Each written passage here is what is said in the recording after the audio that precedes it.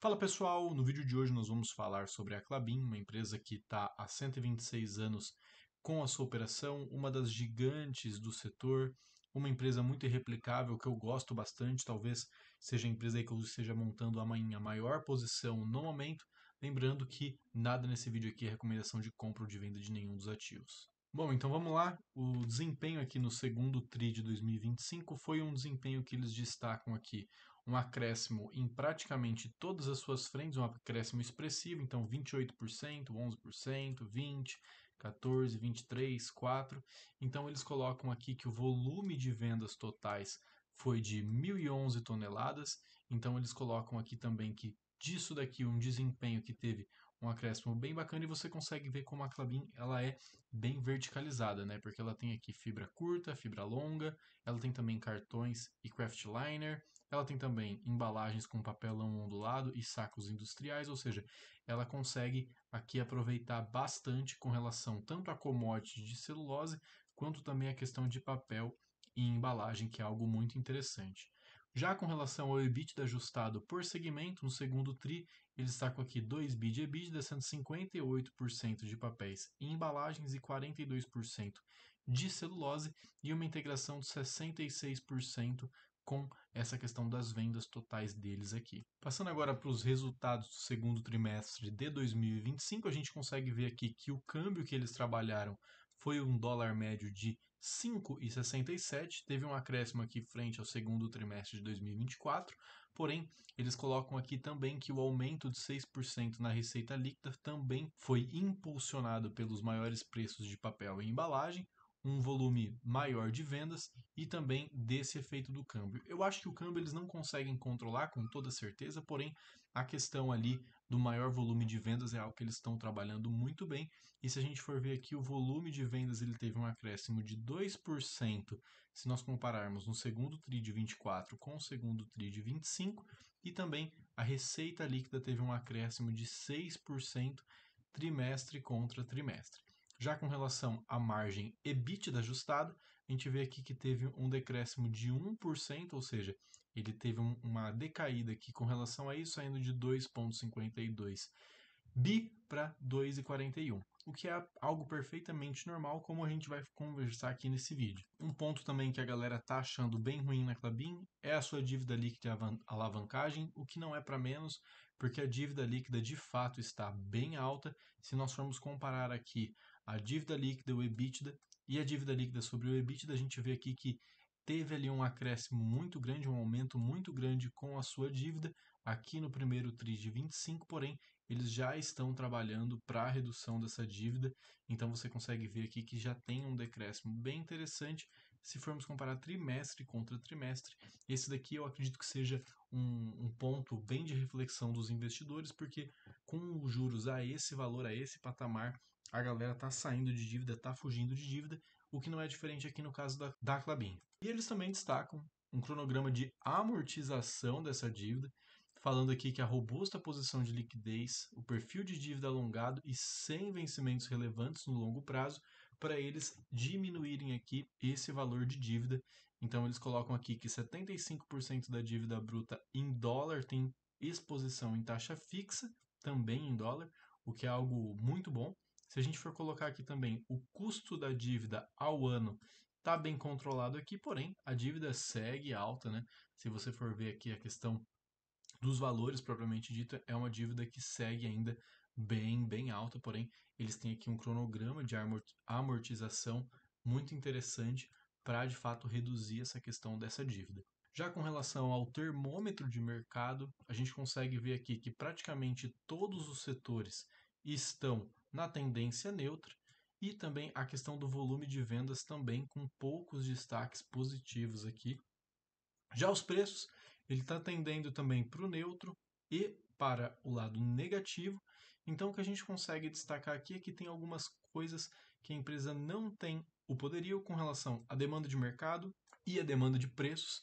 Então, esse ponto aqui, a empresa ela não tem poderio, ela só consegue fazer aqui uma questão no volume de vendas, e é o que ela está fazendo muito bem. Tanto é que aqui a gente vê que tem alguns sinais positivos, né, com alguns setores, como sacos industriais, papelão ondulado, craftliner, e também a parte de cartões, e o que ela não tem poderio ainda, que é a questão da celulose, né, com o preço da celulose, tanto de fibra curta quanto de fluff, e também a parte do preço dos cartões e do craftliner, ela não tem poderio com relação a isso.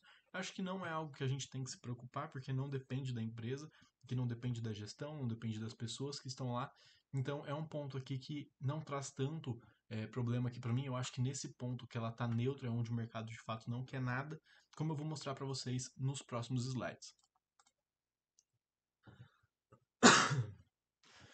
Com relação à celulose, eles destacam aqui que a receita está impulsionada pelo aumento nas vendas de fibra curta, a resiliência nos preços da fibra longa e fluff e também pela desvalorização do real frente ao dólar. Como a empresa vende em dólar, ela rentabiliza bem mais com relação a isso, porque o dólar pode ter uma apreciação frente ao real, então ela acaba se beneficiando com relação a isso.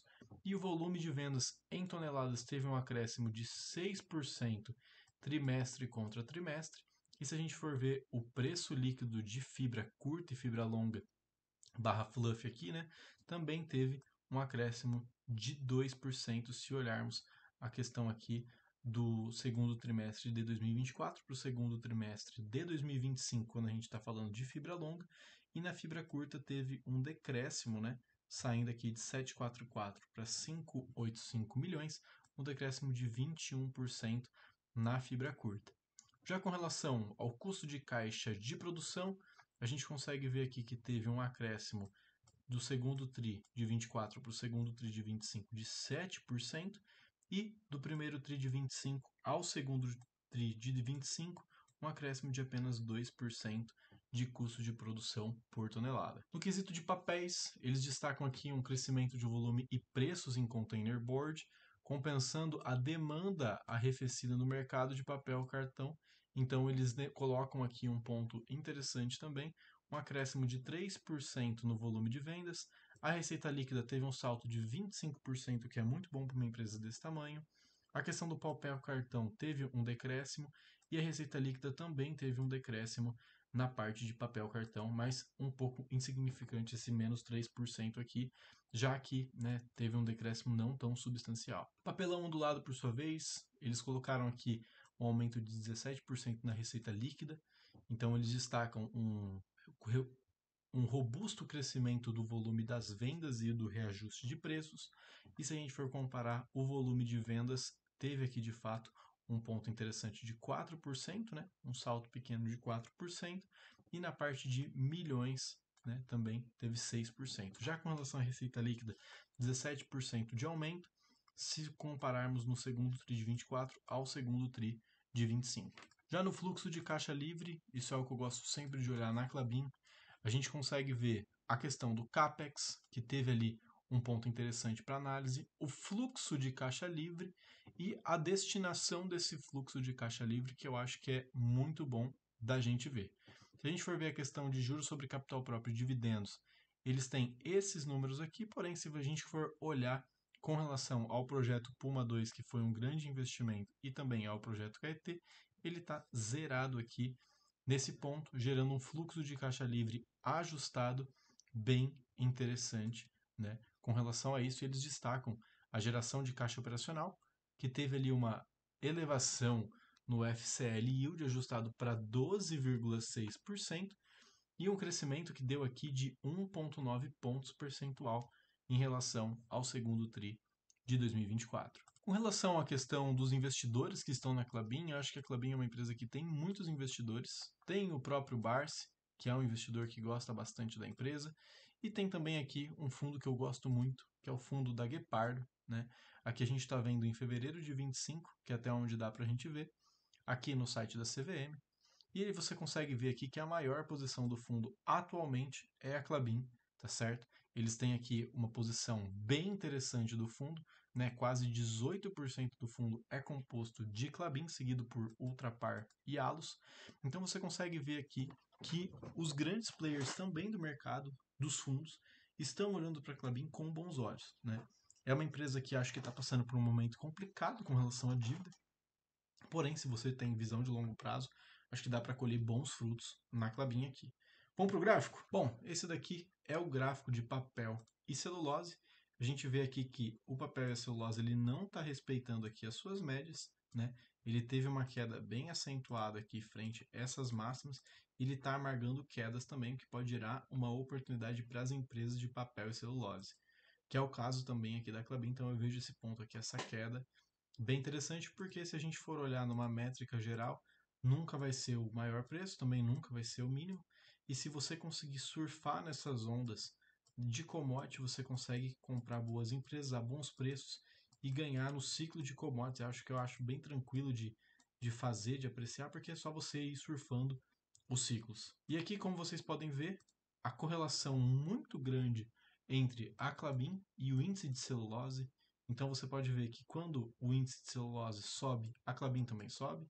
Quando o índice de celulose cai, a Klabin também cai. Lógico que é uma empresa, ela tem mais sazonalidade, ela tem mais variação frente ali a parte da sua commodity, porém se a gente for olhar aqui nesse ponto aqui, a celulose teve um aumento até que expressivo, né?